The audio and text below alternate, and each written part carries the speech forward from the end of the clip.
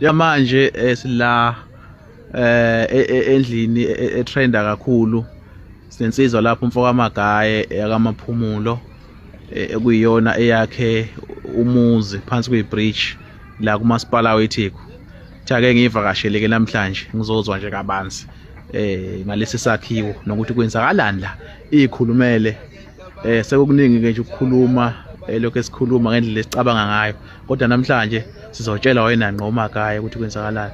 Magaye sibingelele. Ngiyabingelela bhuti kunjani? Sayi sikhona kakhulu. Siyacela ukuthi usixoxele ukuthi kwenzakalani la. Nanku umuzi siyawubona usomkhulu. Ke kwakhona kade ukhona ngale emuva sawubona usubhidlikile. Awusixoxele nje. Yes. Hey bhuti kunzima. Ngokomthetho ngithema ngifika la ngokomthetho ngizozama imisebenzi sonke la eThekwini. Ngumuntu ke mina owakhe imizi yabantu. So la ngingaqala ibhizinisi lama blocks. Njengoba ngaqala ibhizinisi lama blocks njena ngidayisa ama blocks ngoba imisebenzi ayikho ayitholakala. So la ngizama ukuthi ngiphilise izingane ukuze kwazi ukuthi ngelinye ilanga kube nento ezicoshayo ezihlafunayo zifake emlomeni. Ngokomthetho lana ngiyenza ibhizinisi ngidayisa ama blocks, ngenza ama bridge guards, siyashisela senza izinsimbi zolayini. So lendlu le asiyakhela ukuthi kube umuzi wethu. Siyakhela ukuthi kube indawo yebhizinisi. Ngokomthetho indlu eyistore. Eyokufaka usimende, yokufaka imishini, yokufaka amathuluzi okweldela. So njengoba siyakhela ukuthi thina sikwazi ukustorisha izinto kuyona. Ongangokuba silimele nje ukuqala kade sakhe yokuqala safaka izinto kuyona wafika kumasipala wathi asifune ubulunga balendawo. Ubulunga balendawo ke ngakhuluma nekhansela lethu ekuthiwa uziveshe elu-Ward 75 la eLamontville. Kwaba yilona ke lingichazisela ngabanzi mayelana nomhlaba ukuthi umhlaba uzukwazi ukusebenzisa landela yipi imigomo. Nangempela ke mina ngayilandela imigomo abathi angiyilandele bathi ukhansela angiyekwa ngoNyama Trust. Ngizofika ngoNyama Trust ukhona usizo engizolithola. Ngifike nazo izithombe ngiphatha indawo engisebenzela kuyona. Nabo banayo imap. Ngaya khona banginika ama forms bathi angibuyele emuva ebukhosini bakacela eNgonyameni. Ngaye eNgonyameni sakhuluma nobukhosi bakacela. Ngachaza udaba ukuthi cha ngumfana omncane ngifuna ibhizinisi nayi indawo ngiyibonile kade iyihlasi kuhlala amaphara kuyona kudlala ubugebengu kuyona.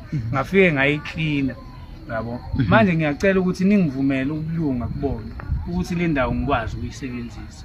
Nangempela ke le ndawo lena ubeke ubukhosi bakacela sebungivumela bangenzela amaphepha ukuthi ngikwazi ukuyisebenzisa indawo ngokusemthethweni njengoba noziveshe ukhansela wayekade ethe kumina angizame ukuthi ngixhumane neNgonyama Trust. Nangempela ke walunga lokho amaphepha sengiwatholile. Ubuyile ke futhi umasipala wafuna amaphepha ngawakhipha amaphepha ababethe bona angiwazami yabo umhlaba ukuthi ngiwusebenzise ukuze ngingalokhu ngisokola kuwo. Nangempela ke ngithe mangabe sengiwatholile ke lawo maphepha ngaba bafika la sengakha ke ngacela nakonkosi ukuthi ngizocela ukwakha itoilet nendlu yokubeka amathuluzi njengoba umasipala nawo wawushila ukuthi okubeka lokho lapha ukuthi awunayo indlu yokubeka izinto ucela indawo yokubeka izinto just ukuthi at least noma wakha itoilet noma ngabe u1 room noma 2 room okustorisha izinto. Nangempela ke bavuma ubukhosi bakacela ngakwazi ukwenza lokho. Njengamanje ke iqalile lendle engiyenzayo yabona lendle engiyenzayo ngiyenzela ukuthi ngikwazi ukubeka zona izinto impahla zokusebenza akuve ukuthi umuzi wami yabo. Okusho ukuthi ngeke sikubone usuhlala khona la. Akulula ukuthi ningibone ngihlala khona la ngoba indawo yebhizinisi but nginamabhizinisi amaningi ala emqondweni wami ngaphandle kokuthi kube yiblocks leli engilenzayo. For an example kade nginestore la kade ngikhona uyayibona lonto le yabo. Ngiyakha imizi yabantu akuyona ibhizinisi lonke lelo uyayibona lonto leyo.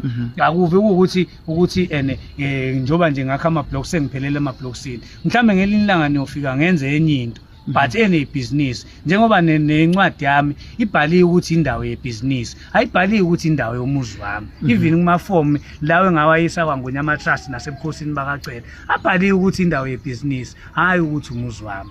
Ngiyacela ke emphakathi ukuthi nuhloniphe umsebenzi womunye umuntu ngoba ngelinye ilanga lento yokwenzeka kuwe nawe ngeke uzuthande into kanjena uthi uyazama ibhizinisi bese liyabhidlizwa uthi uyazama lokhu libhidlizwa akuyona indawo yokuthi kube umuzi wami indawo yebhizinisi kuyona noma ngingangibona nini kuyona okusala ngizobe ngisebenza kuyona ngoba akuve ukuthi ngenza ama blocks kuphela kuningi engikwenzayo ngaphandle kwama blocks.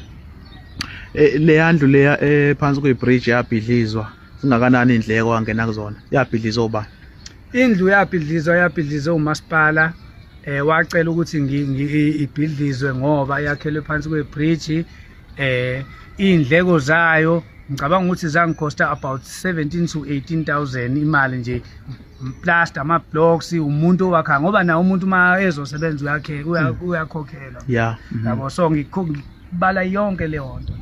So nalendlu leyo yakhe njengamanje uyakha ngeyithukuthukhu zakho zokuyisebenza. Yakha ngeyithukuthukhu zami akekho umasipala ophinde wangilekelela just ukuthi angincede ukuthi njoba walinyalelwa njengoba kuyibhizinisi lelo liqalayo yabo ongcono sokulekeleleka ngalokho ngoba nakho sesikubulalele futhi into yakho ongcono sikulekelele ngalokho nalokho ke just ukuthi ibhizinisi lakho likwazi ukuqhubeka. Siyacela ke emphakathi wakithi ukuthi njengoba singabantu abamnyama singasebenzi sizama la impilo azami la ukuthi sibambe inkunzi sikhomba abantu kube nezinkinga asibambe inkunzi ngoba mase abambe inkunzi futhi kuzoba nenkinga singene emajele kodwa manje sizama ukuthi siyiphilise thina ngezandla zethu esayinikwa uNkulunkulu wasinika amandla ethu okusebenza ukuthi asisebenzele ukuze sikwazi ukuthi siphilise imindeni yethu.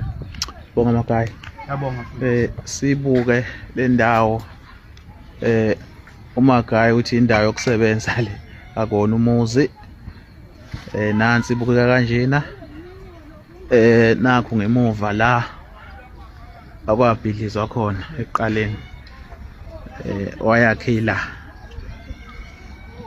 umasipala wayibhidliza wase kuba ke ilesi sakhiwo njengamanje